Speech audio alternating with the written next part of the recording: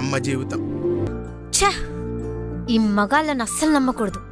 వెదవా ఆ వాసుగాడు నన్ను ఎంత నమ్మించి చీట్ చేశాడు. ఆ వాసుగాడే కాదు, అసలు ఏ మగాడిని నమ్మకూడదు. ఆ వాసుగాడు కాదు, ఆ ఓబ్లేష్ గాడు మంచోడు.